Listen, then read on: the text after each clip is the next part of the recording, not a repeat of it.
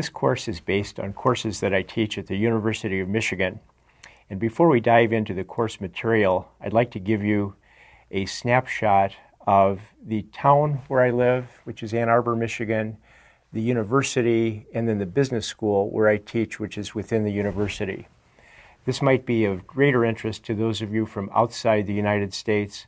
Whether you're from inside the U.S. or outside the U.S., please feel free to skip this segment and move on to the first unit on preparing for negotiation. The town where I live, Ann Arbor, Michigan, was founded in 1824, has a nickname of Tree Town.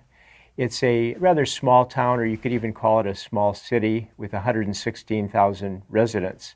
As you can see, this is a young town, median age 28.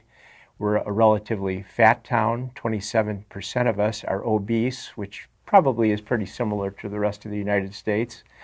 We're an educated town. 70% of the people in Ann Arbor have a bachelor's degree or higher. And we're people on the search for a mate. Almost 6 out of 10 people have never married in Ann Arbor. And generally, we're pretty chilly. We're in Michigan, which is in the northern part of the United States. For those of you who are outside the United States, if you can picture Chicago, which is right in the center of the country, north central part of the country, Ann Arbor, Michigan is about a 4-hour drive east of Chicago.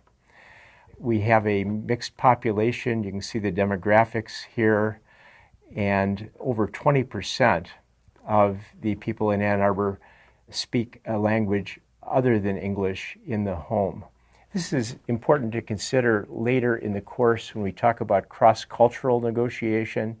Often we think cross-cultural means cross-country, but in fact, in a country like the United States and many other countries of the world, there's a diversity of cultures even within a country, and that raises cross-cultural considerations.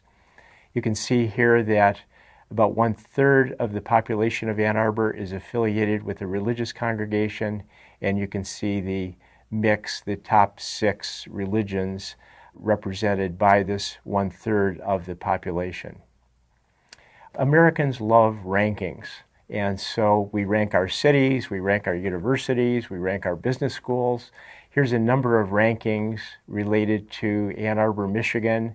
You can see it's one of the most highly rated college towns, highly rated for startup businesses, number 1 best city for singles, but it's number 2 also among the great cities for raising families. It's a healthy, smart, digital, educated community, according to these various rankings. And here's some pictures from Ann Arbor. On the left is a night scene of the city. We have a large farmer's market in the summertime. That's a picture of the farmer's market in the center, and a major art fair in the summer, which is the picture on the right. I mentioned earlier that Ann Arbor is called Tree Town, and you can see why from this picture. A lot of trees in the city, which are spectacular in the fall with various colors, red, oranges, and greens, a big splash of color on the horizon in the fall. Now, the University of Michigan is a major employer within the city of Ann Arbor. You can see here that the university was founded in 1817 and currently has 3 campuses. The home campus is Ann Arbor, but there are also campuses in Dearborn and Flint.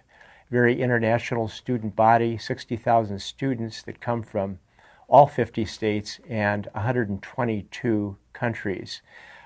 Most of the students, 43,000, are on the Ann Arbor campus, and 28,000 of the 43,000 are undergrads. There's 1 faculty member for every 16 students, and the campus has grown from its original 1,920 acres to 21,157 acres. This is a major operation. If the University of Michigan were a corporation, we would rank among the largest in the world, with an operating budget of over $6 billion. We receive $300 million in state support. Now, for those of you from outside the U.S., you might not be familiar with the distinction that we make in the U.S. between state universities and private universities.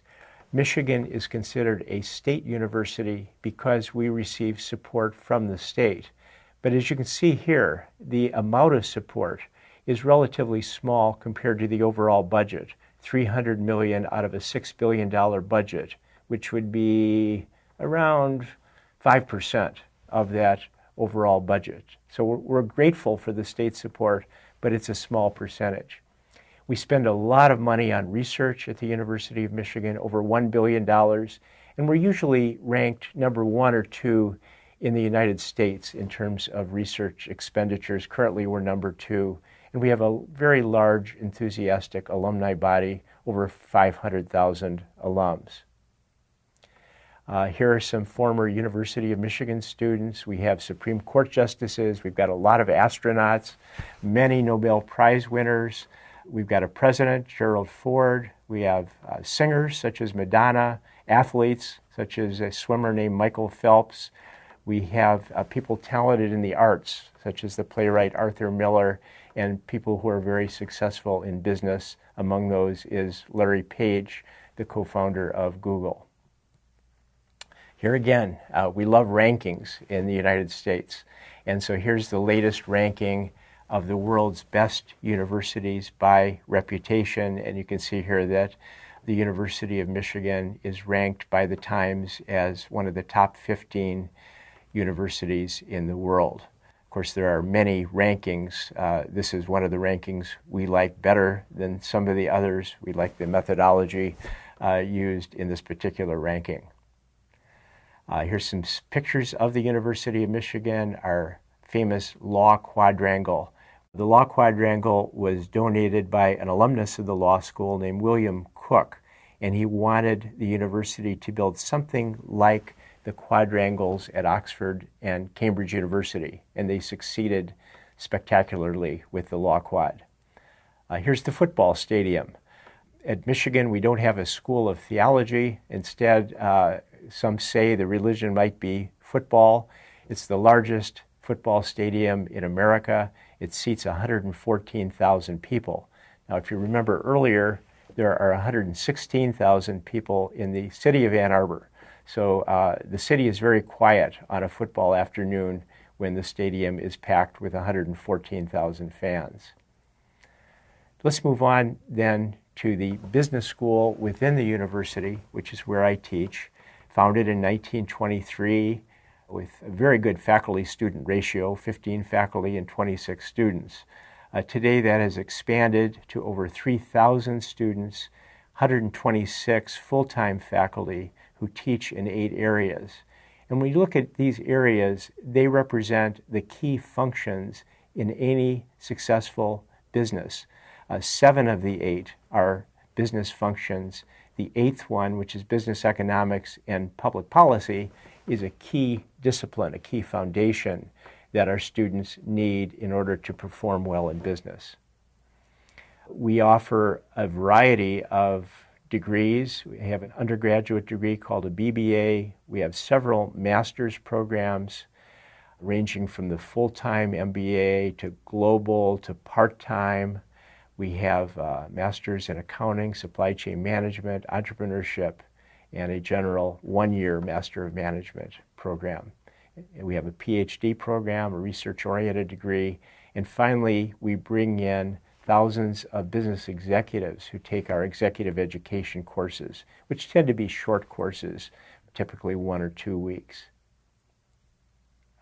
This will give you a flavor for the kinds of students who walk around the Ross Business School. We admit 450 MBAs to our full-time program every year, average age 28. We want people who have business experience. I think the educational experience is more valuable when they do have this experience. 1/3 of them are females, and you can see here the mix of citizenship. Just to give you a sample of what my class looks like, my negotiation course at Ross, the last time I taught the course, 50% of the students were from outside the U.S. You can see the countries represented, and 50% from within the U.S., from a variety of states. This is what the MBAs do after graduation. Over 1/3 of them go into consulting. 1/5 into finance. Marketing is very popular, and then followed by general management, strategy, and operations.